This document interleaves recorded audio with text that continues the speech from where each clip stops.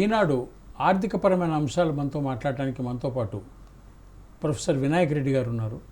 Professor Vinayak Reddy గారు కాకతీయ యూనివర్సిటీలో economics professor. నమస్కారం వినాయక్ రెడ్డి గారు. నమస్తే. ఇప్పుడు ఏమవుతుంది, ఈ క్యాపిటల్ ఇంటెన్సివ్ గూడ్స్ అంటారు. క్యాపిటల్ ఇంటెన్సివ్ అంటే కేవలం క్యాపిటల్ పెట్టుబడి పెట్టి ఈ యంత్రాల ద్వారా ఉత్పత్తి చేస్తున్నంత మాత్రాన ప్రజల యొక్క అవసరాలు తీరవు, దేశం మొత్తం ప్రజల యొక్క అభివృద్ధి కూడా జరగదు. అంటే జీడిపి మీకు జీడిపిలో కానివ్వండి, తలసరి ఆదాయంలో కానీ ఎక్కువ కనపడవచ్చు, కానీ ప్రజల యొక్క సంక్షేమం ఏంటి అనేది ప్రధానమైనది. అందులో సామాజిక ఆర్థిక అభివృద్ధి అనేది ప్రధానమైనది. ఈ రెండింటికి కాంట్రడిక్షన్ లేకుండా ఉండాలి అంటే మాత్రం ఇప్పుడు మన దేశం ఉందనుకోండి, మన దేశం క్యాపిటల్ ఇంటెన్సివ్ మోడ్ పోకూడదు. ప్రొడక్షన్లో లేబర్ ఇంటెన్సివ్ పోవాలి. లేబర్ ఇంటెన్సివ్ పోయినప్పుడు కాస్త ప్రొడక్షన్ కాస్ట్ పెరగవచ్చు, కానీ we have to protect our own market. ఇప్పుడు మనకు 1901 లోపల ఓపెన్ మార్కెట్ సిస్టమ్ వచ్చింది, కానీ మనం బలంగా లేకపోవడం ఏమవుతుంది, బలమైన దేశాలు మన దేశం లోపల వాళ్ళ ఉత్పత్తులు మన దేశంలో అమ్ముకోగలుగుతున్నాయి. మనం ఏదైనా ఉత్పత్తిని వాళ్ళ దేశాలు అమ్మాలంటే మాత్రం వాళ్ళు ప్రొటెక్టివ్ ట్యాక్సెస్ వేస్తారు. అంటే లోకల్ మార్కెట్ని, లోకల్ ఉత్పత్తులను ప్రొటెక్ట్ చేసి ట్యాక్స్ చేస్తారు. కానీ మనం ఎందుకు వేయలేకపోతున్నాం అంటే మనకంత ఆర్థిక బలవంతులం కాకపోబట్టి, లేదా డిఫెన్స్లో కూడా వాళ్ళకి పోటీ పడలేకపోవడం మనం లొంగి ఉండాల్సిన పరిస్థితి. మనం ఒక్కడమే కాదు, అంటే థర్డ్ వరల్డ్ కంట్రీస్ అనుకోండి, లేదా ఇప్పుడు అభివృద్ధి చెందిన దేశాలు కూడా ఆ పరిస్థితుల్లో ఉన్నాయి. ఇప్పుడు గత 10 ఏళ్లలో చాలా అభివృద్ధి చేశాం మేము, ఇది వికసిత్ భారత్ అని అన్నాడు మన ప్రధానమంత్రి మోదీ గారు. ప్రధాని ఈయన వచ్చిన తర్వాత 142 పథకాలు ప్రవేశపెట్టాడు, రకరకాలు అనుకోండి. ఇప్పుడు మీరు చెప్పిన అది లేటెస్ట్. ఇంతకుముందు వాజ్పేయి ఉన్నప్పుడు కూడా భారతదేశం వెలిగిపోతుంది, షైనింగ్ ఇండియా షైనింగ్ అని రకరకాలుగా చెప్పారు. కానీ వాస్తవికంగా చూసినట్లయితే ఇప్పుడు మీకు 2 ఎగ్జాంపుల్ చెప్తాను.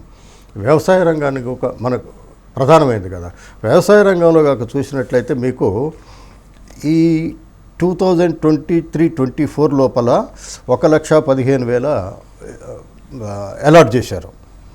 ఇప్పుడు 24-25లో 1,17,000 లక్షల కోట్లు అలాట్ చేశారు. అంటే ఎంత పెరిగిందంటే 2 లక్షల కోట్లు పెరిగింది. కానీ వాస్తవికంగా ఖర్చు అయింది అప్పుడు ఈ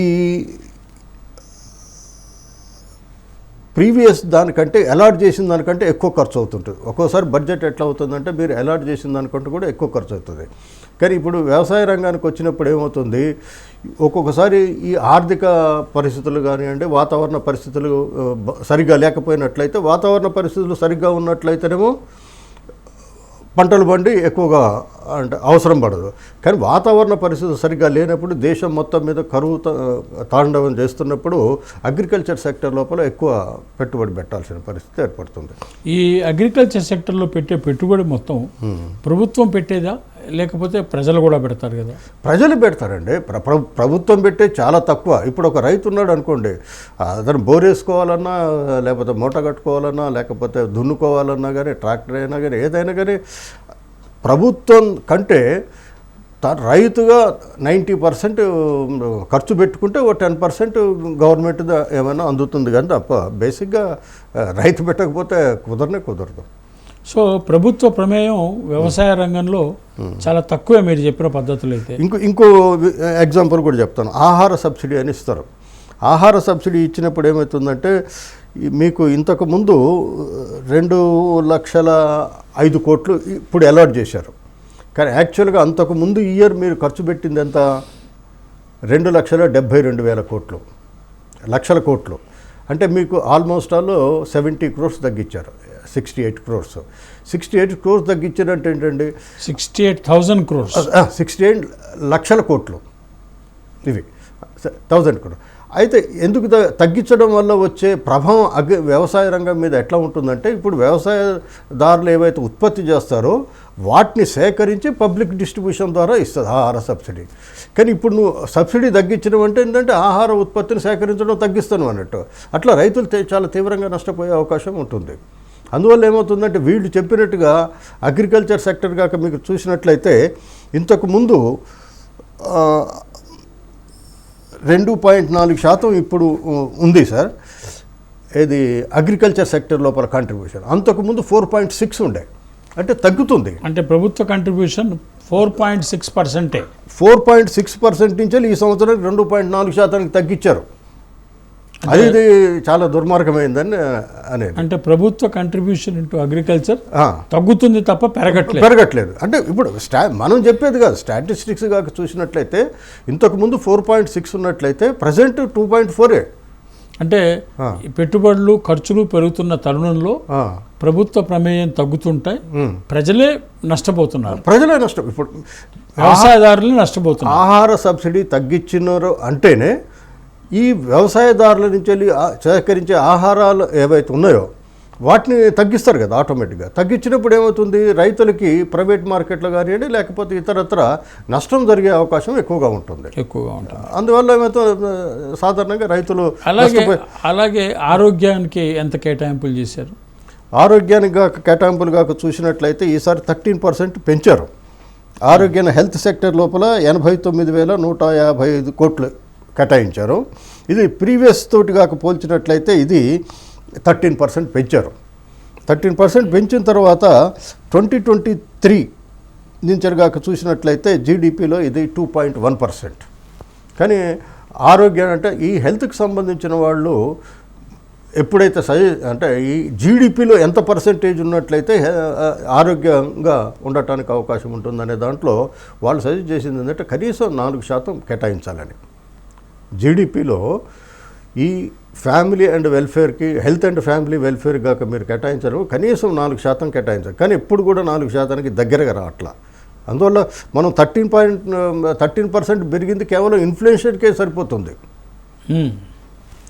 అంతేగాని మనం దీని ఫిగర్స్ని బట్టి చాలా పెద్ద ఎత్తున పెంచారు వీళ్ళకి ఏదో ఇంట్రెస్ట్ ఉందని కాదు. మీరు ఎడ్యుకేషన్ కాక చూసినట్లయితే యూజీసీలో ఈ రెండే కదా ప్రధానమైనవి. అవును, ఈ రెండు మీరు కాక చూసినట్లయితే యూజీసీలో 2023లో 6,400 కోట్లు కేటాయించినట్లయితే, 1,000 కోట్లు కేటాయించినట్లయితే ఇప్పుడు 2023లో 2,500 కోట్లు కేటాయించారు. అంటే 60% తగ్గించారు. 60% తగ్గించి ఏం చేస్తున్నారు వీళ్ళు, ప్రైవేట్ వాళ్ళకి అప్పచెప్తున్నారు ఎడ్యుకేషన్ మొత్తం.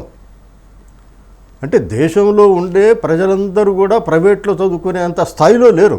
ఇప్పుడు మనం ఇంతకుముందు ఆక్స్ఫామ్ కాక మీరు చూసినట్లయితే బాటమ్ 50% వాళ్ళ యొక్క నేషనల్ వెల్త్ ఎంత అంటే 3%. అంటే వాళ్ళు సస్టైన్ కావడానికి. అంటే ఈ బడ్జెట్ మీ అభిప్రాయం ప్రకారం ప్రధానమైన రంగాలు వ్యవసాయము, ఆరోగ్యము, వైద్యము, ఆరోగ్యము, అలాగే విద్య, వీటిల్లో కేటాయింపులు పెంపుదల ఏమాత్రం ఆశాజనకంగా లేవు, అలాగే పార్టిసిపేషన్ కూడా ఆశాజనకంగా లేదనేది మీ అభిప్రాయం? పూర్తిగా మీరు ఏ మాత్రం సరిపోయేటది కాదు, అనామతుగా ఇచ్చినదే తప్ప. ఇప్పుడు మీరు ఇన్ఫ్రాస్ట్రక్చర్ 11% పెట్టాడు, ఇన్ఫ్రాస్ట్రక్చర్కి 11% పెట్టారండి. ఇప్పుడు దాంట్లో కాక చూసినట్లయితే రైల్వేస్ ఒకటి ఉంది, రైల్వేస్కి ఈ 2.55 లక్షల కోట్లు పెట్టారు. ఇప్పుడు మీరు రీసెంట్గా చూసినట్లయితే మనము అంటే కోవిడ్ దగ్గర నుంచి కాక చూసినట్లయితే విపరీతంగా మైగ్రేషన్ లేబర్ నడుచుకుంటూ విపరీతంగా వెళ్ళారు. ఇప్పటికీ మీరు సికింద్రాబాద్ రైల్వే స్టేషన్ కాక చూసినట్లయితే నార్మల్ రైల్వే లోపల వాళ్ళకి ఈ బోగీలు అంటే జనరల్ బోగీలు 2-3 ఉంటాయి. విపరీతంగా ఒకళ్ళ మీద ఒకళ్ళు కూర్చుంటారు. అసలు నువ్వు వాళ్ళని దృష్టిలో పెట్టుకొని చేయాలి. కానీ ఇప్పుడు వందే భారత్ రైలు అని నువ్వు పెట్టావు. ఇప్పుడు బాంబే టు అహ్మదాబాద్ అని లక్షల కోట్లు పెట్టి బుల్లెట్ ట్రైన్ పెడుతున్నావు. అది కాదు కదా ఇవాళ దేశ ప్రజలకు కావాల్సింది. మామూలు ట్రైన్ లోపల సాధారణ ప్రయాణికుడు కూడా ప్రయాణించే పరిస్థితిని కల్పించాలి. కానీ నువ్వు ఈ 2.55 లక్షల కోట్లు దేనికోసం పెడుతున్నావు? వందే భారత్ ట్రైన్ల కోసము, బుల్లెట్ ట్రైన్ల కోసం పెడుతున్నావు. అది సరైనది. ఇంకోటి ఏంటంటే దీంట్లో ఇంకొకటి ఈ ఫ్రైట్ అంటే సరుకుల రవాణా కోసం కూడా పెడుతున్నారు. అది ఓకే. కానీ ఈ వందే భారత్ ఇప్పుడు హైదరాబాద్ టు విజయవాడ పోవాలనుకోండి, మనం కృష్ణాలో కానీ గోదావరిలో కానీ ఇంతకుముందు గోల్కొండలో కానీ మనం 150 రూపాయలు, ఈవెన్ ఏసీ చైర్ కార్లో పోయినా కానీ 200 కంటే ఎక్కువ అయ్యేది కాదు. ఇప్పుడు 900 అండి వందే భారత్ ట్రైను. ఇవి కాదు కదా ప్రజలకు కావాల్సినవి. అంటే పెరుగుతున్న ఇన్ఫ్లేషన్, పెరుగుతున్న సౌకర్యాలతో పాటు ధరలు పెంచుతుంది. ధరలు పెంచుతుంది సార్. సామాన్య ప్రజలకు అందుబాటులో ఉండే స్థాయిలో నువ్వు ట్రైన్లు పెట్టాలి కానీ ఈ వందే భారత్ అంటే ట్రైన్లు సామాన్య ప్రజలు మీరు ఊహించినట్టుగా పేదరికపు రేఖ కన్నా దిగువన ప్రజలు లేరనేది వాళ్ళ అభిప్రాయం.